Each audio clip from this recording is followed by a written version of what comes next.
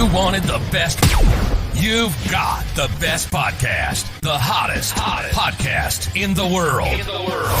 The Chris Voss Show, the preeminent podcast with guests so smart you may experience serious brain bleed. The CEOs, authors, thought leaders, visionaries, and motivators. Get ready. Strap yourself in. Keep your hands, arms, and legs inside the vehicle at all times, because you're about to go on a monster education roller coaster with your brain. Now, here's your host, Chris Voss. Hi, folks. Chris Voss here from the Chris Voss Show.com, the Chris Voss Show.com. Hey, we're coming here with another great podcast. We certainly appreciate you, as always, being on the show, because remember, the Chris Voss Show is the family that loves you but doesn't judge you. The best kind of family there is. I mean, am I right here, people? I mean, come on. The family that loves you that doesn't judge you. We should have some shirts made up for that. We're probably working on that for the next big event we'll do at CS or something like that. Today we have an amazing CEO on the show with us. Her name is Suzanne Justice, and she's going to be talking to us about her amazing company, Blake Rian Consulting.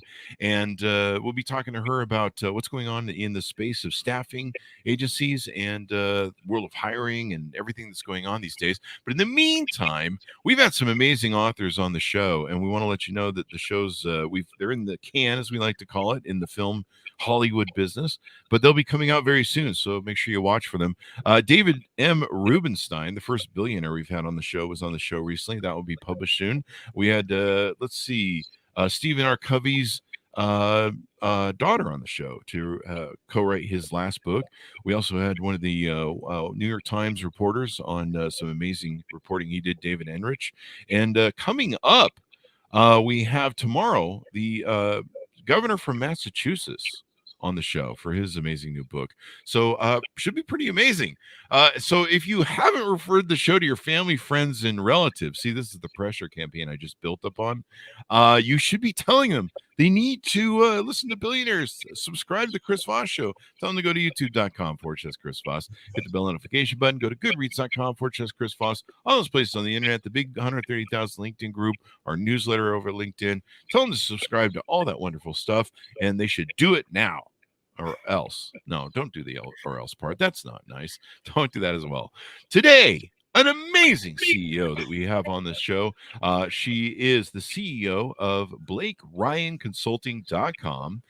Suzanne has been in the staffing industry for over 16 years. She has successfully led teams for some of the largest staffing agencies in Washington and Oregon, including the second largest global staffing agency. She's placed tens of thousands of candidates in their dream jobs and in turn helped her clients find the right fit for their teams. She is very passionate about the staffing industry and enjoys building long-lasting relationships with clients and candidates, and she has an amazing origin story.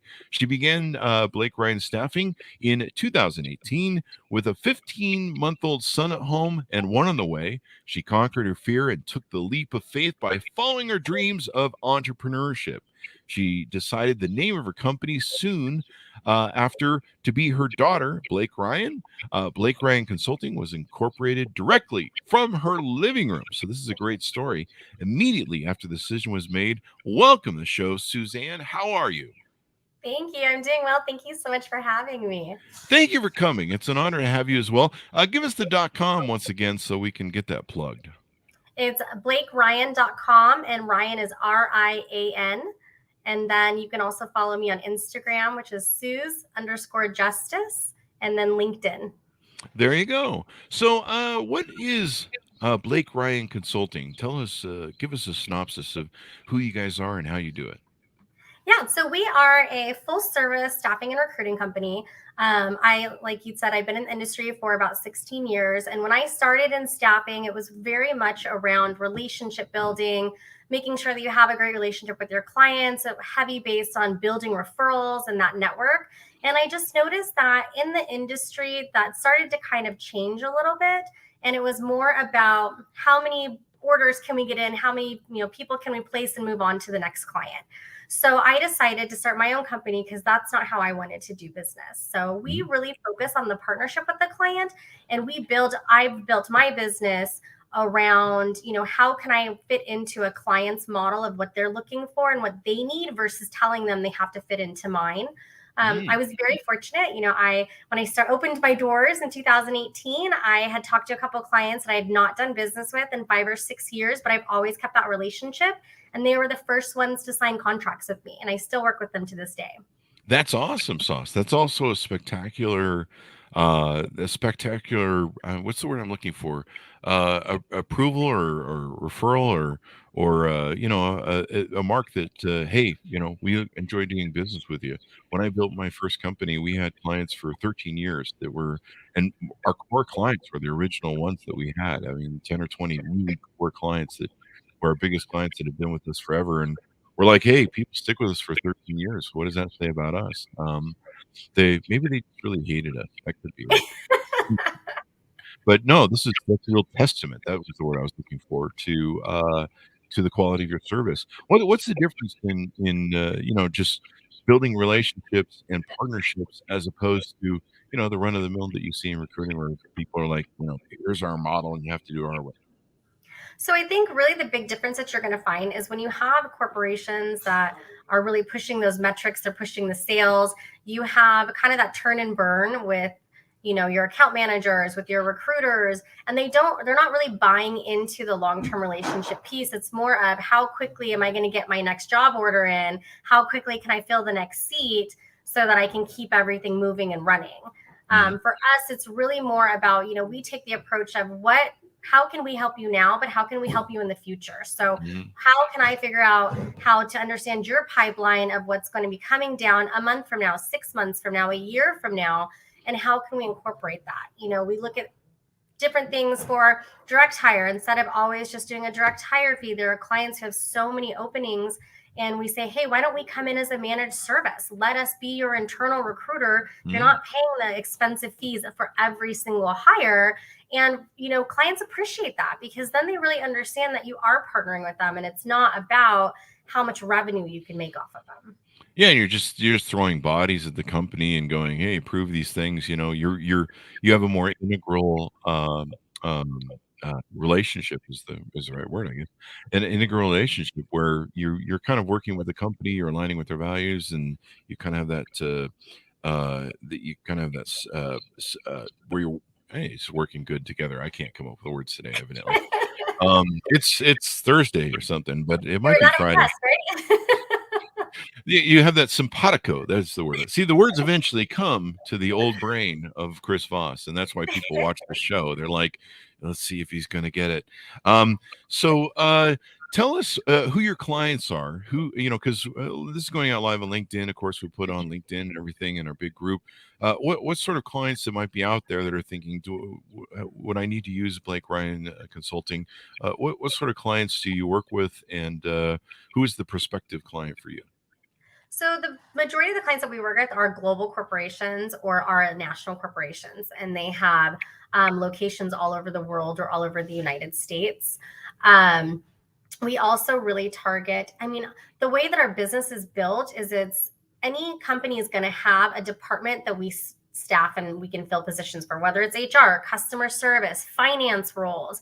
We staff for a really large global pharmaceutical company where we do scientists and automation engineers, down to we have a hospitality division where we're working with corporate catering companies who sit on large corporate campuses, and we're filling anything from back of the house cooks up to GM and VP level type positions. Wow. So we really, set a scale to fit into all businesses.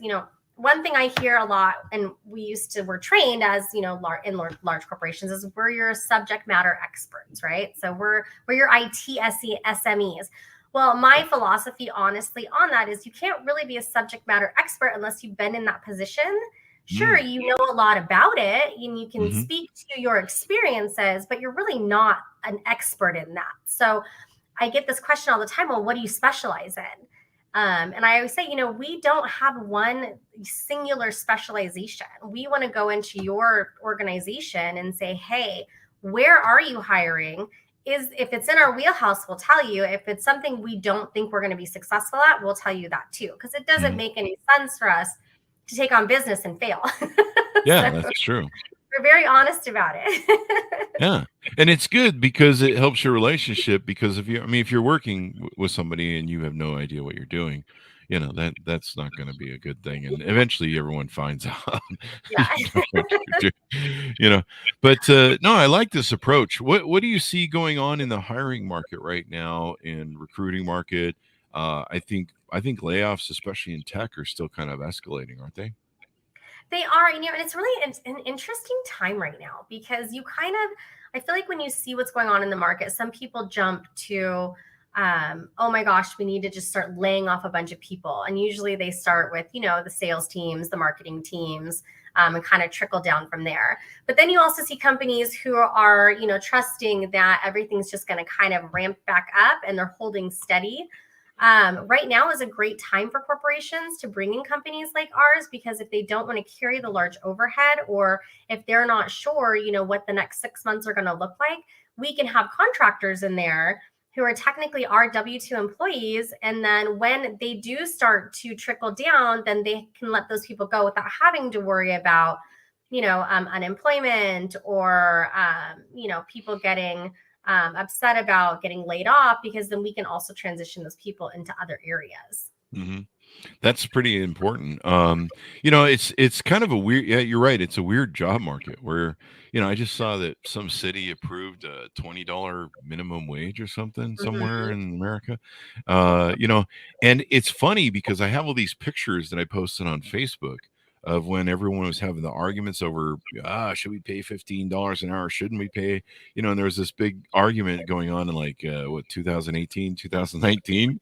And here we are now, people are competing, the numbers are being pushed to $20 an hour. And then you've got these layoffs, over here, but then everywhere I still go in my city, there's please, we need to hire you. Like, I went to one of my favorite restaurants the other night, and the list of employee job titles was just it was like this long. It was like about 8 or 10 different job titles. I'm like, I was surprised that he was working there when I went in. I'm like, you guys have cooks in here still, and somebody working the front thing.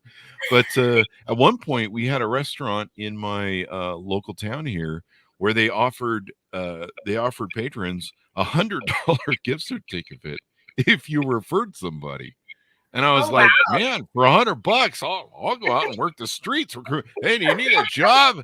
Let's go. I got a place for you, man. I'm making $5,000 a month filling positions here, Right? It was crazy. I'm like, wow, I can get a few dinners for free over this joint if I just I wish I had more nephews and nieces that were hiring age. But yeah, it's crazy now. It's, you got some people laying off, you got plenty of people hiring, and I imagine Florida is going to be a big hiring market here coming up soon. I know. And I've been watching, we have friends who live out there. So it's been really scary and sad to hear about, what's going on, and when it touched down, seeing it on the news. And it's just kind of a surreal thing to see, if you will. It is surreal. I have a lot of friends down there. There was someone on TikTok I was watching. She was literally in her living room. She's in an inflatable boat with her dogs and cats. And she's in her living room, and her living room's about 4 feet to 5 feet in water, and everything is floating around her. And thankfully she's kind of safe in this inflatable boat. The fact that you live in a state where you go, we got to have an inflatable boat for the living room, tells you what you need to know. But it's going to be a huge explosion of workers and stuff that have to go down there, construction people, and that should be, that should probably spur other industries, I think, around the nation. They're gonna have to hire to kind of support rebuilding Florida and all the work they do. So that's probably gonna make things go crazy for a while too with hiring. It's really weird. It's like you'll hear about layoffs over here, and then you're like, $20 an hour over here, and you're just like, it's like, what? Well, that's funny because it's such an argument too now about remote versus going back to work, right? That's how many true people want to go back to work, but how many people are like, absolutely not. I really like this remote job. And then they're leaving jobs because the businesses are saying, no, it's time to come back to work. Everyone's coming back. So it's, I'm curious when it's going to kind of all just start to simmer a little bit more. I'm anticipating probably within the next year, we should start seeing a lot more. But I think we're going to get to a point where there are a lot of corporations, they're going to have to just require people have to come back on campus. I was going to, that was my next question for you, the whole remote issue. You know, we've had a number of scholars on the show, authors, people at universities who've written books. I think Remote Incorporated is one that comes off the top of my head, where we've had consultants on that they specialize in teaching corporations remote, how to do remote right. What do you see in that market where, I mean, it seems like there's some companies that are just going to have to stick with it or have a hybrid of some type. What sort of struggle are you seeing companies go through to try and navigate these waters? You know, I think it depends on the industry, right? So like tech, for example, it's a lot easier for a lot of tech people as project managers, program managers to work remotely because they're really just on their computer the whole time anyways. But then you have other teams that support those people for like events, for example, where they have to be walking the site. They have to be, working with other vendors on the site. So I think that, I mean, personally, I don't love working remote. I really like getting up, getting my coffee on the way to work, going into my office. So being remote is a struggle for me personally. I honestly tend to find things to do that I shouldn't be doing. But I mean, I do. I think that companies are just going to have to at some point either adopt a hybrid model or, take a stand of, look, this was, during a pandemic, this is what we had to do to transition to make sure everybody stayed working. Now it's time, you have to come back to the campus and work. Yeah. But it'll be interesting to see, because I think you're going to see the big guys are obviously going to be the ones who kind of start leading that transition. People are going to look to Amazon and Microsoft and Facebook and Google and kind of start positioning from there. Yeah. Do you find when you talk to jobs prospects, that's a high value for them in jobs they're finding? You find that people are like, hey, I really would prefer a remote job as opposed to the other? We do for the higher level roles. Absolutely. And that's one thing that people we've seen they're starting to negotiate in their offers is, can I have a hybrid? Can I work from home 2 days a week? Wow. Can I pick the 2 days? Can it be flexible depending on the week? Wow. And so we have seen a lot of that. Now, when you're working with, we work with a really amazing design company. It's very niche, and we place like production painters and really high-end architectural designers, excuse me. They have to be on site. So there really isn't the option for that. So it really just kind of is honestly position dependent. It's a lot of the people that we've had on, because we've had a lot of people on talking about remote for the last 2 years, and it's kind of interesting. Is it true that many people's values have kind of changed? They're kind of looking for it after COVID. They're kind of looking for more work value or work. They're looking to be appreciated more. I think some of the studies said that they didn't feel appreciated, or they weren't connected to the values of the office, or they just felt like they were working for something that didn't really bring their life value, and maybe wasn't with their core attributes or their core interests. And they're like, I want to do something that I kind of enjoy more. Are you seeing that? Is that true with all the studies that I've seen on it? It's interesting. I started seeing that trend probably about 3.5 years ago, before COVID, where people just started to really, I think the old kind of, and I feel like I'm dating myself, but the adages that we learned in business in corporate America, even when I was younger, was you have a boss, the boss, says this is it, you fall in line and you don't ask questions, right? Like that was it. And now it's the platform has changed so much where they're like, no, we're not going to do that. If I don't agree with you, I'm going to push back, and you have to acknowledge my feelings. You have to make me feel like I'm special. And I see that a lot, especially now with everything going on. And it's not, I don't want to say it's a sense of entitlement, because I think everybody should feel Sure. heard and feel valued. But I do think there are some instances where, it's work. It's not personal. You have to separate the two and you have a job to do. But I think that people, especially with like work-life balance, is a big thing for a lot of people. They want to feel like value their home life, and they want to have that balance between the two, where they can shut off their phone at a certain time or their email. It's interesting to me. I've worked at home since 2004. When I ejected my last partner, I was able to run our companies from home and from other states, in fact. And so I've always enjoyed it, but I don't have kids at home, and I just have my dogs, so I don't have to. I remember when I was dating someone who had kids at home, I was like, I'm going in on Saturdays. So the quality of my life, I've always kind of enjoyed the work at home quality of life. And so when everyone joined me in 2020, I was like, I don't see what the big deal is. I've been here for a while, guys.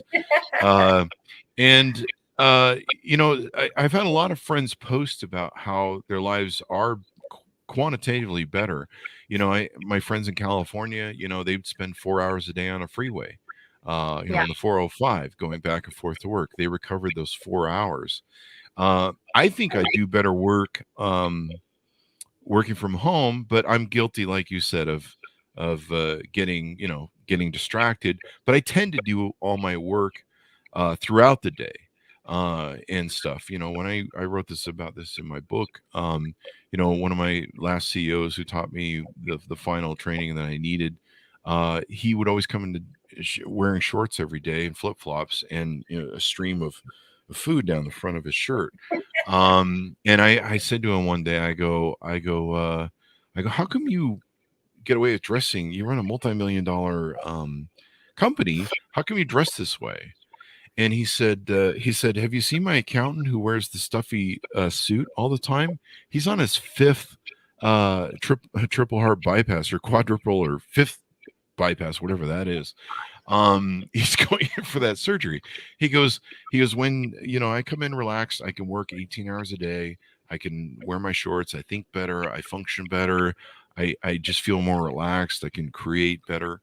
And so I started wearing shorts and flip-flops. And so I think people, when they work from home, they feel less stuffy. There was a recent thing where someone wrote that when people started going back in the office, when COVID started lifting a little bit, they ended up just socializing. They were using it for a socializing thing, and just people standing around the water thing, catching up.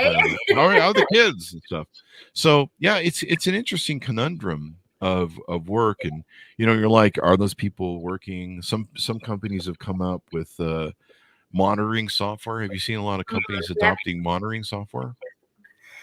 Yep, and they can see. So, and a lot of agencies actually do this when they would have.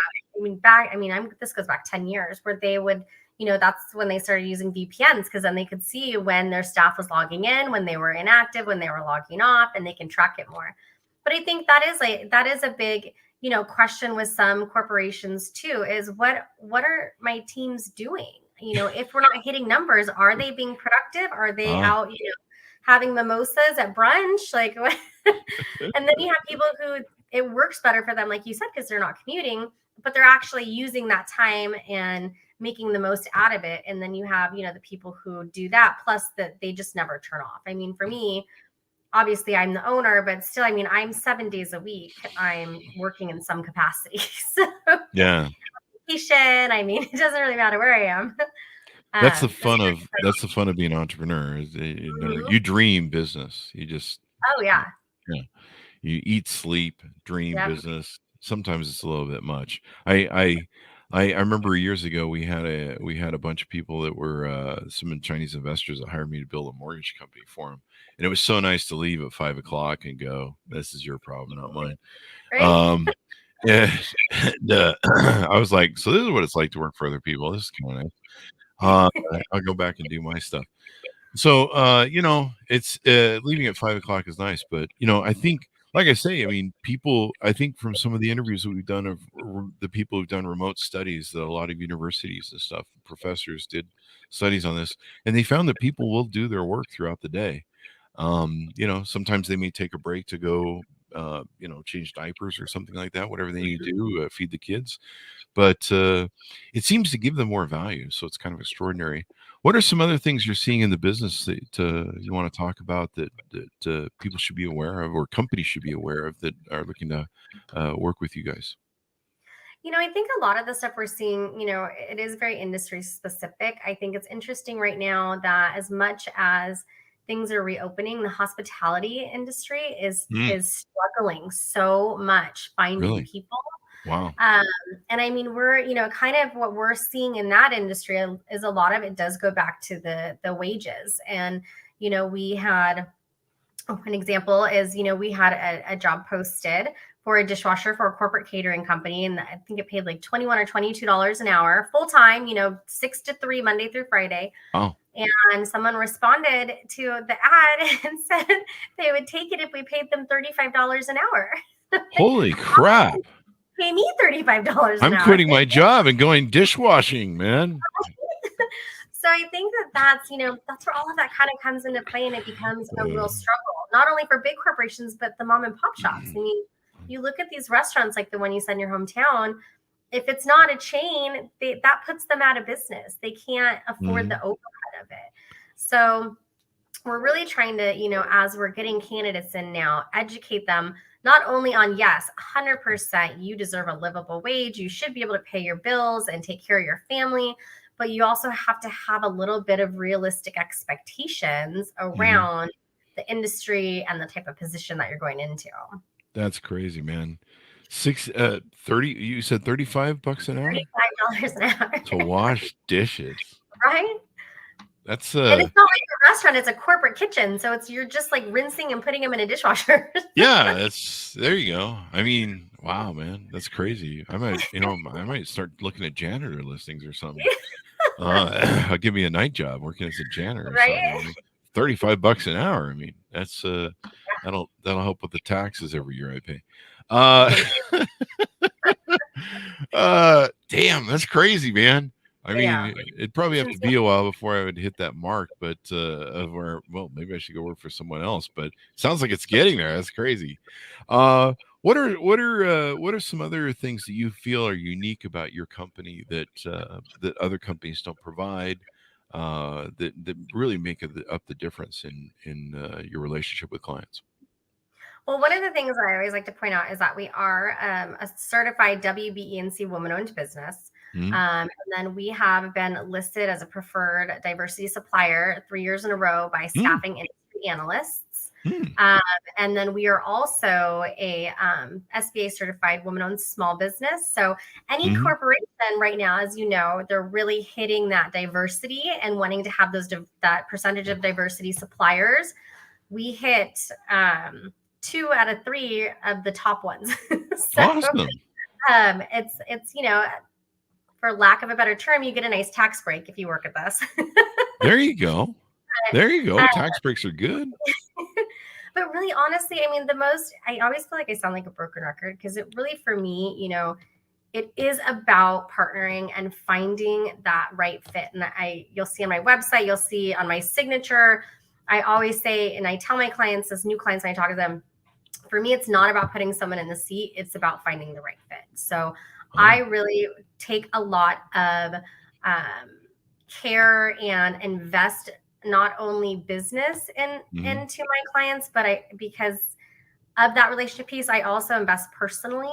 And so I get excited. I always reach out to my clients if I see that they're doing something amazing with their business, if they're growing, if there's acquisitions, if I think it's something they might be interested in, I'm sending them emails about stuff.